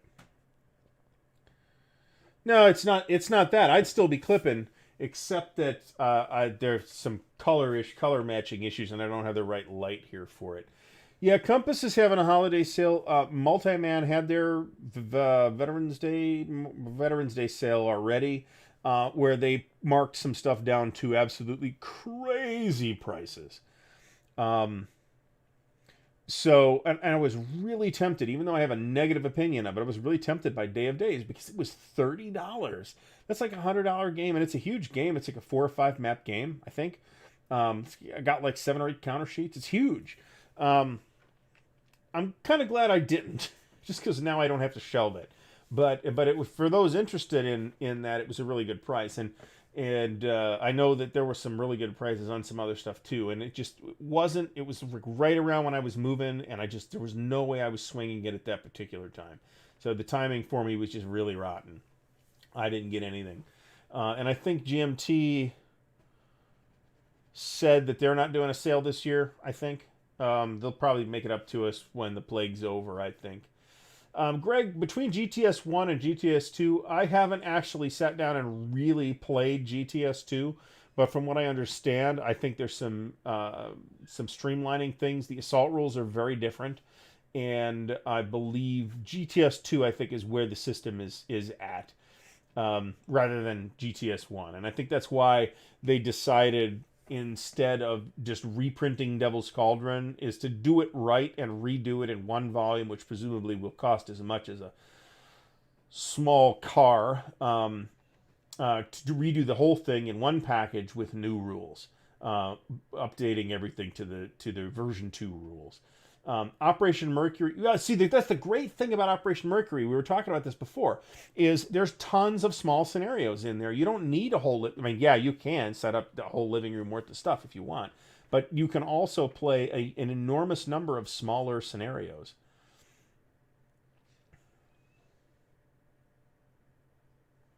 Yeah. So on. So as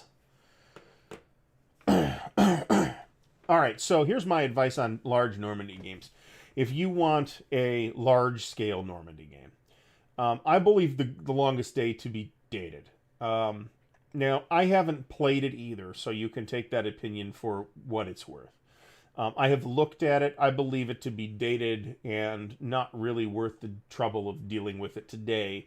And by the trouble of dealing with it, I mean the trouble of dealing with that dated rule system and the trouble of finding a highly priced collectible. Another thing that I will tell you about The Longest Day is there was a collation problem back in the day with the maps. So if you get a shrink-wrapped copy of it, or maybe even if it's not shrink-wrapped, there's every chance you're going to have like a duplicate map and be short another map in there.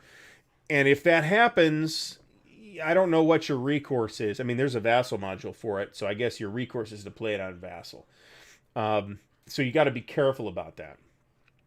The Battle for Normandy, I think, is a good game. That's GMT's big regimental scale Normandy game from Dan Holt. And I think it's a pretty good game. I do believe it to have some problems. One problem that I identified is that there are some ambiguities in the rules that I think are figure-outable, but there are some ambiguities in the rules. I am not convinced that its supply system actually works. The sudden death victory conditions are such that I don't see how it is possible for the Allies to not win a sudden death victory on June 12th if they are reasonably competent. And the units are pretty much cookie cutter units, and I don't like that. There are some issues that other people have with the CRT, where it's kind of a randomized CRT, so a +1 might hurt you, or it might help you. You don't know. It probably will help you, but it might not. There's also no rules for unit isolation, which I don't. There's rules for unit isolation, but nothing really happens if you're out of supply. Your movement's just halved. So you have to actually dedicate forces behind your lines to stomping out any cut off enemy units, and I'm not a fan of that. There should be something for it. I was getting to that. Now these are both regimental scale games. Okay, I'm sorry. They're both battalion scale games. A regimental scale game would be something like Normandy 44, which is a great game. I highly recommend it. It's kind of different than what you're talking about. There's also Killing Ground and Overlord. Now, what Killing Ground is it's basically a game about Operation Cobra. It was expanded with an expansion called Overlord, which expands it backwards in time to include the beach landings. It's a 2-map game. It's more or less battalion scale. More or less, and it uses that same Victory in the West system. There's also, is it behind me? It is. There's also the Decision Games Cobra. This is the one to get. This is the old SPI Cobra, basically unchanged except for much nicer graphics. It is, however, the second version of that, which also includes a second map to include the beach landings. And I haven't played this, but it looks pretty good. And that's sort of like a regimental level, sort of battalion, sort of regimental scale game. If you are of a mind to be a complete psychopath, Kent has mentioned Death Ride Normandy. This is the Death Ride series that is from Grognard Simulations. I have one of the games in the series, which is the Aris game, which I haven't really had a chance to really look at yet. It actually does look like an interesting system, but it's going to mean basically all of eventually, over the course of a dozen games or so, that you will then put together at the end to turn into a platoon scale treatment of the entire Normandy topic. That might be too much even for me. It does look, it looks neat. If you, I mean, they are a absolutely boutique operation, right? They're doing their counters at home. I don't know how they're doing their maps, but they don't have fancy graphics or anything like that. The counters are completely serviceable. But if that's what you're interested in, and then they're going to have, like, maybe you want it, if you're specifically interested in Omaha and you want that platoon treatment of Omaha, maybe get the Omaha module. That's the advantage, is you can just buy one if you're just interested in one. I have Atlantic Wall. This is the Gauss Atlantic Wall, not the SPI Atlantic Wall, and that's a battalion scale, more or less battalion scale treatment of Normandy, well into August, and that's kind of the final word on that subject.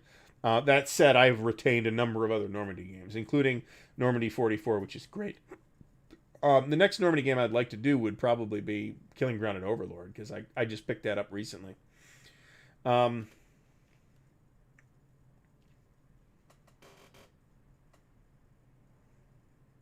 Look, just catching up to the chat here. Yes, so Rocky Mountain Navy has mentioned the announcement from. The announcement was made by the Vassal people, but it comes ultimately from Decision Games. So Decision Games had an exclusive arrangement with a company called Hex War to produce digital versions of their games, and a couple of, in my opinion, fairly substandard products came out of that arrangement, but it has now expired. So now, and this literally broke in the last couple of days, Decision has decided that they're going to allow Vassal modules for their games and all the old SPI games. There is a short list of games that they have digital versions of that they won't allow, which includes Struggle for the Galactic Empire and War in Europe, the RAF series, and the D-Day series, the Omaha Beach series. Otherwise, don't quote me, I mean, you got to look at the announcement, but otherwise, we're going to be able to see Vassal modules for all those old SPI games, which is fantastic. Clay, I have played Atlantic Wall, actually, and we had there was like player drama that I have mentioned on a previous video, but we had a great time with it. I enjoyed it enormously, and it shows it's really not as difficult as you think it is reading that rule book. Bulge game. Well, the hot new Bulge game is Time for Trumpets from GMT and Bruno. I don't have a copy. I thought about it. I kind of went back and forth on it, and it was just another one of those things where I probably would have pushed the button had the money situation been where I wanted it to be at the moment that the button presented itself to me, and it just wasn't. So it might be that I will end up with a copy at some point. I have heard lots of folks express very positive opinions about that game. I have every reason to think it's pretty good. Bruno was running it for 2 tables at Winterfest last year, and that was a big success. So, and it certainly looks nice. It's a very attractive game. I do have, as Bulge games go, I have Ardennes 44, which I have a very high opinion of, and I have Nathan Wise Guy History is doing content on Ardennes 44 right now, and I have the Decision Gauss Vakdam Rhine, which is the one I would more like to play, but I don't specifically have I don't really have anything that I can fit right now. Even Ardennes 44, it's a 2-map game, is a little big for my space at this exact moment. So, but we'll see. I never seem to hit these anniversaries. So one of these years, I certainly hope to do something for Market Garden. Holland 44 would be a good one for that because it's relatively small. It'd be easy to make video on it, and it's terrific. I like it a lot. So I mean, if you think about Normandy 44 which is a regimental game. Um, the next step down is a big step down. That's the thing is if you step down from regiments, then you're going to battalions, and when you go to battalions, then you're starting to look at games like you mentioned, like The Longest Day or Battle for Normandy, which I didn't get this out, by the way. There is talk of a new edition of Battle for Normandy at some point in the development pipeline. Don't know if that's going to happen. Don't know if it'll be from GMT. No idea. But there is at least talk of that. But I'd be interested in seeing, at least seeing that. Now, I did own that. I did play it, and I did sell it. Because I felt like my simple Normandy game was going to be Normandy 44, and my complicated Normandy game was going to be Atlantic Wall, and I didn't really need a game that fit kind of between the two at the scale of the battalion. When I say that Atlantic Wall is not exactly a battalion scale game, what I mean by that is that you can essentially break down every unit into its components. And you have in-game reasons to do that. So you will frequently break down things like armored battalions and engineer battalions into companies that you will then distribute out to perform engineering functions and provide armor support for other stacks. So it's battalion scale, but you do have a lot of companies on the boards. Hexes and Soldiers, thanks for stopping by. This has all gone there's a lot more people here than I thought there were going to be. So,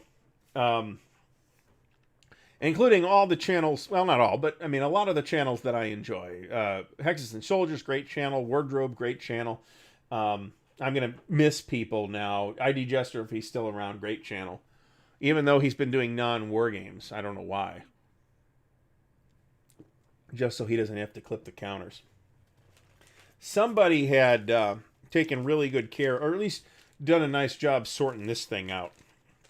So, at least I don't have to worry about it not being complete or anything like that. I have so much on the plate here to punch and clip and organize, and the library is going to be spread across 2 rooms and 2 separate bookcase sections in this room, and like the reference library is kind of going to be here at some point whenever it makes its way out of the storage unit. This is going to be mostly RPG stuff, actually. Probably one shelf of war games and RPG stuff, and there's a little shelf which you probably can't see right here, which is going to be like more reference things and things like that. And then there's a wall over here that's going to be the shelves of actual games.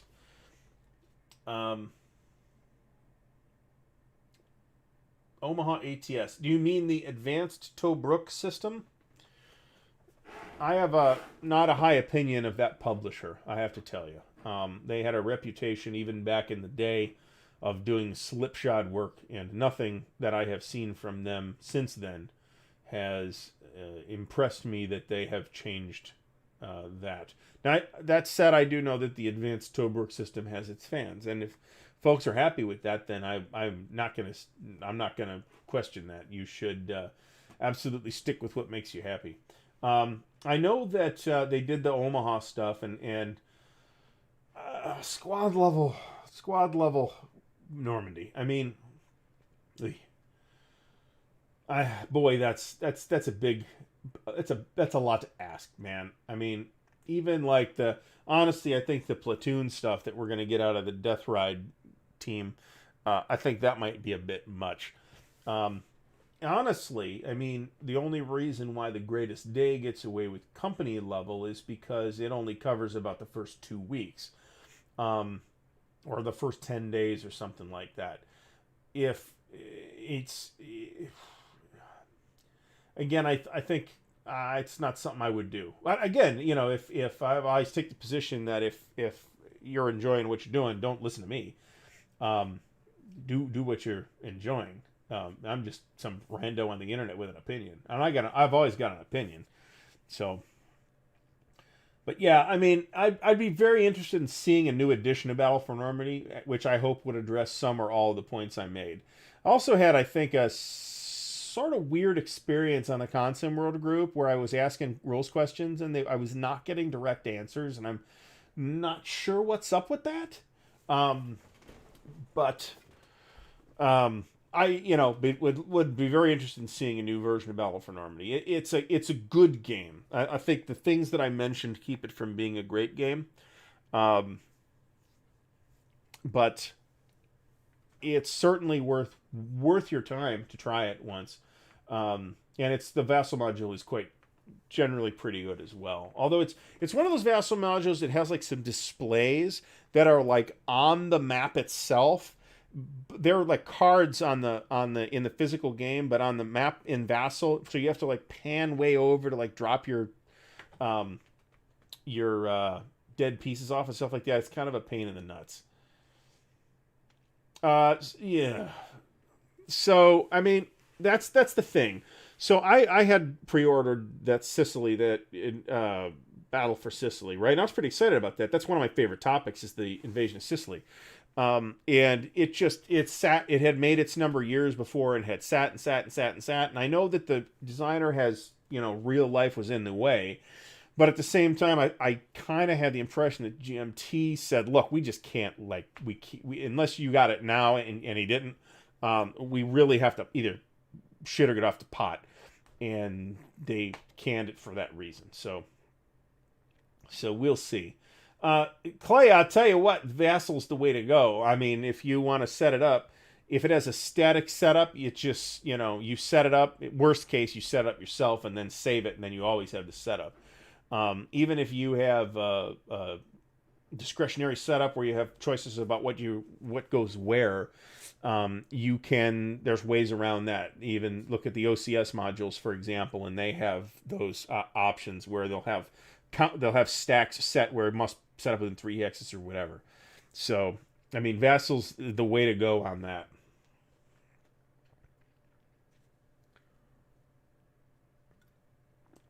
Maybe ID Jester can pay somebody to clip his counters. There's people that will do that, actually. Um, it's not worth my time. I got enough of my own stuff to clip, actually. Even if I was inclined to do that and it was going to pay, I got enough of my own stuff. I went through a lot of great battles of history stuff, but I still, even that said, I still have a lot of great battles of history stuff to go yet. I didn't do War Galley. I didn't do Devil's Horseman. I did do. I'm not sure if I did Chandragupta or not. I don't think I did. So Hoplite still got a punch and clip Hoplite. After sitting on that for ages. But that's, again, that's one of my favorite series. So it's something that I've been paying pretty close attention to for a while. That's another thing I'll mention, actually, is that Simon, stop doing that. Is that there's a new edition of the Great Battles of Julius Caesar on P500 right now, which is going to include, I think, both Great Battles of Julius Caesar, all of its expansions, plus Caesar Conquest of Gaul, plus all of its expansions. Which, of course, is not surprising since I just got Caesar and its expansions. Actually, what I got was Great Battles of Julius Caesar, and separately, I got the expansions, the older expansions for Caesar Conquest of Gaul, which I didn't have and which were hard to get. So one of these days, I am going to produce a thing that shows people the little secret in Vassal of pulling the art out of the Vassal module to make play raids with. I guess you could technically use it to replicate the entire game, but generally speaking, I think that's a ridiculous amount of work. I mean, I mentioned this on social media not too long ago. Print and play games are a pain in the ass. They're a lot of work to put together. Even a small print and play game like a Napoleon at Waterloo type of thing is a considerable amount of work to assemble. So nobody's gonna like hand make a copy of Case Blue taking the Vassal module apart. That would be, you'd spend $1,500 doing it, and you might as well just go buy a copy of Case Blue in a shrink wrap for $500 or $600. There aren't any war games on the Pennsic War. However, there is a murder mystery novel called Murder at the War. I forget the author, which does take place at the actual Pennsic War. So, I believe there's rules on for Killing Ground. So there is a vassal module for Killing Ground and Overlord, and I want to say that something's missing from either the module or the rules or something like that. I could be wrong, so don't quote me on that. I wouldn't be. I mean, that's a game by game thing, right? Some module designers leave stuff out. Some publishers ask module designers to leave stuff out. Some module designers just put everything in. So we'll see. We're going to do, we found that these charts and tables are not in the latest Vassal module for Lucky Forward, for example. Magazines and Soldiers, you have, is it unpunched? Because if it is, I think you can get $300 for it. I mean, I think that's with Overlord, but you might be able to get more with Overlord too. So I got a punched copy, and I still haven't verified it, because you've seen how anal I am about verifying it. I can tell you, I got it for $100. I think I paid $100 for both, but which was like a friend price. That's why it's same thing with Case Blue. I got a friend price on it. Yeah, I don't know if I trust BGG prices, but you can go back and look at BGG price history of stuff that's sold, and that might be more valuable. There is talk of a new edition of Killing Ground and Overlord as well in one box. Now, if that happens, I'd imagine that that's at least 3 years away, at least. I can tell you that their Napoleonic game is their next game in the line. They have said that this is our next game. I think it's Dresden. I think it's Eylau actually. And I never left Ohio at no point. Hey, the Browns are doing okay. I mean, they're second place in the division. If the season ended now, they would get the wild card spot. At last I checked, which was a couple days ago. But so yeah, it's almost like they've been replaced. But there were people who's like, I don't know what has happened. They've been replaced by pod people, because they're not playing at all like the Browns. And then of course the big sports news out of Cleveland today is the Indians will be changing their name in 2022. So I suppose that was an inevitability. I have complex opinions on that because as somebody from Cleveland, I grew up with the Indians. So I have and will continue to have an emotional attachment to the Indians. But nobody is going to tune into this channel to hear my opinions on social topics like that, I hope. So, but we are over 2 hours at this point. You mean the Washington Football Club, I believe, is what they're officially called at this exact moment. I don't know why they didn't have a name picked out. That's the weird thing to me about that situation was I think that was inevitable. I just don't know why they didn't have something picked out. They just were in denial about it, I guess. I think we have had it for tonight. So I would like to thank everybody for tuning in. 40 people watching, which is astonishingly awesome. Thanks so much. And we've had a lot of really great conversation. A lot of really great YouTubers have stopped in. At some point, I want to maybe he's going to sell the naming rights to the team actually, and call it the Washington Googles or something like that. That is good capitalist thinking right there. So again, thanks everybody for stopping by. We'll see if we can do another one of these counter clipping stream. I'm going to call it a counter clipping stream, even if I'm not necessarily getting a lot of counter clipping done. In this case, I can't just clip. I had to actually pay attention, and I got too busy talking because I love to talk. If you couldn't tell. So thanks again, and everybody have a great night. And if I don't talk to you between now and the holidays, have a happy set of whatever holidays you are celebrating in this holiday season. Have a good one.